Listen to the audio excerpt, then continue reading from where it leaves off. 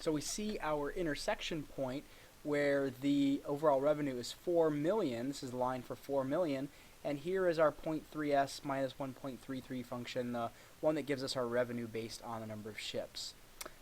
So we will find the intersection of these 2 points, and we'll do that, of course, by second trace, number 5, intersect. We will select the first curve, so that looks like we're on y1 equals 0.03x. Hit enter. It automatically jumps to the horizontal line. Hit enter. And then, of course, we'll put in our guess. Once again, if you have two functions that only intersect once, this is not as big of a deal for you to guess, but it is if they potentially intersect more than once. So we notice that y is 4, that is, here's our y value, y is 4, when x is 179, or about 179. So when we solve this equation, we should get about 179. Of course, we would do that by adding 1.33 to both sides and then dividing by 0.3.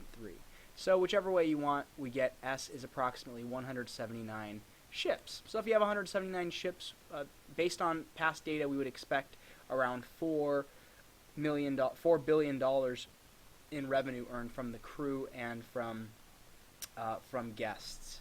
So is that necessarily true that we will get that? Well, not really, but this is the prediction of how many ships would be required.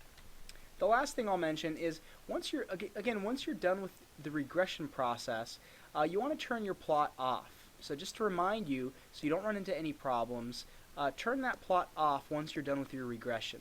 Now, of course, if you turn that plot off, what will happen is you won't see your data points, and we don't really care about the data points anymore once we've generated our function because we're basing our projections on that.